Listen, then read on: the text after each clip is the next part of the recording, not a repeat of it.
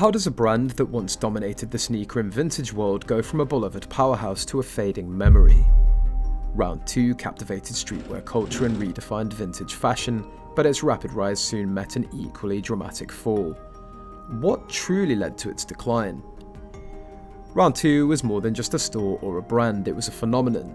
When Sean Wotherspoon and Luke Fraser opened the doors to their first store in Richmond, Virginia, they did more than start a business, they introduced a community around fashion that didn't quite exist in the same way before.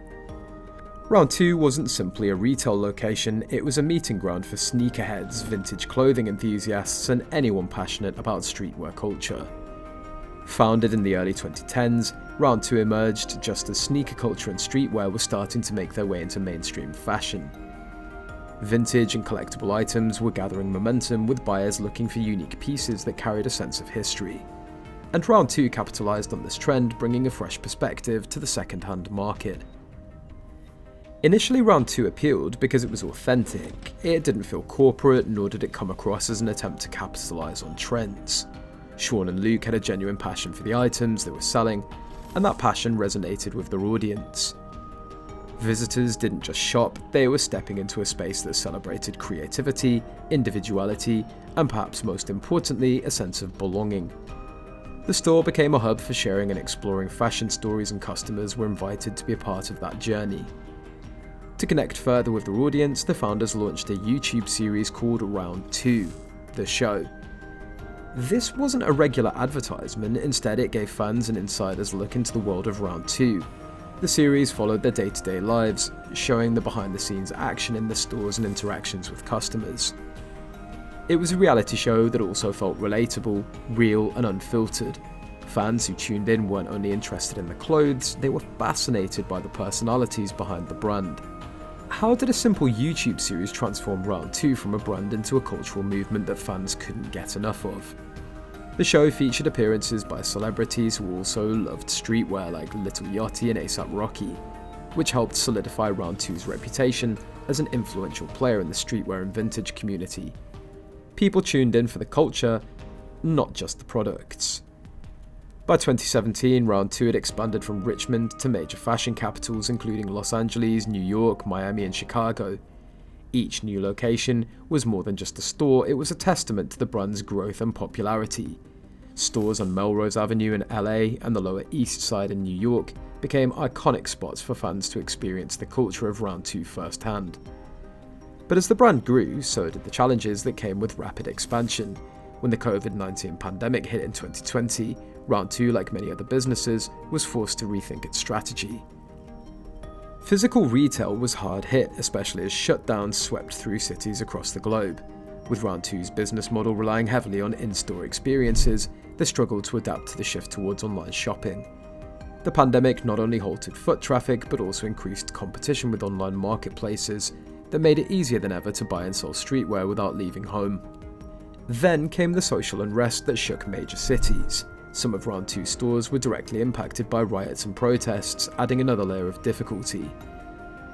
Financially, the brand began to face challenges that were harder to overcome than just a temporary drop in sales. As store closures began, the energy that once defined the brand started to wane. The world was changing, and Round 2 struggled to keep up with the fast-evolving streetwear industry.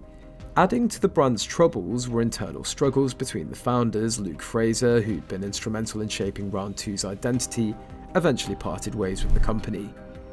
Did these internal conflicts change Round 2's trajectory? The dynamic between Luke and Sean, which had been essential to the brand's appeal, was gone. Luke went on to open his own store, Luke's in New York City, where he continued his love for vintage and streetwear, but in his own style, blending designer items with collectibles. Meanwhile, Sean Wotherspoon pursued various ventures outside of Round 2, including collaborations with major brands like Adidas. He even dabbled in the digital space, creating an NFT project called Mintage, which aimed to merge digital collectibles with physical vintage items. However, this move into the digital space was met with mixed reactions from fans. NFTs, though popular among some, didn't resonate with everyone in the streetwear community, which valued the tangible and nostalgic aspects of vintage items. As the company continued to downsize, stores in major cities like Los Angeles and New York quietly closed their doors. These closures marked a significant shift in Round 2's presence in the streetwear world. Once bustling hubs for fans to connect and engage with the brand, these stores became quiet reminders of what Round 2 once was. Former employees and affiliates also moved on to new projects. Some of them, like Austin King, began exploring live selling apps like Easy, which offered a virtual way to connect with resale communities. But these platforms didn't capture the same essence as Round 2's in-person experiences. Round 2's decline wasn't solely due to external pressures or internal conflicts. The competitive landscape of streetwear and resale culture played a huge role. The market was becoming increasingly saturated with new brands and resellers popping up on online platforms, making it easier to access rare items without visiting a physical store. Round 2's model, which had thrived on community and in-store experiences, was hard to maintain in this new digital-first world. Brands that were born online or adapted quickly to e-commerce had a significant advantage, and Round 2 was slow to catch up to these trends. It's worth asking, did the public's perception of Round 2 change over time? Round 2 was once seen as an authentic grassroots movement that represented the passion and culture of streetwear and vintage. But as it expanded, some fans began to feel that the brand was losing touch with its roots. The departure of a founder, coupled with attempts to branch into new areas like NFTs, seemed to many like a step away from the core values that had initially drawn people in. This shift in public perception made it challenging for Round 2 to retain the same level of loyalty and enthusiasm that it once enjoyed. Interestingly, Round 2's story mirrors that of other failed brands that also struggled to keep up with shifting trends and market dynamics. Much like MySpace, which once dominated the social media space before being overtaken by platforms that better adapted to changing user needs.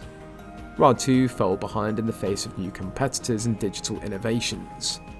There's a lesson here about staying true to a brand's identity while also evolving with the times. Round 2's failure to adapt as quickly as the market demanded was one of the reasons for its eventual decline. Despite the decline, Round 2's impact on the vintage and streetwear world remains. It was one of the first brands to take the resale of sneakers and vintage items to a mainstream level, showing that second-hand items could be cool, collectible, and culturally significant. Round 2 also set a standard for community-based retail, with its stores becoming spaces for fans to gather and share their love for unique fashion. Today, the legacy of Round 2 lives on in other brands and retailers who've learnt from its successes and failures. If you found this story of Round 2's journey insightful, make sure to like, subscribe for more deep dives into the most interesting cultural movements and brands that have shaped our world. Share your thoughts in the comments. What do you think was the turning point for Round 2?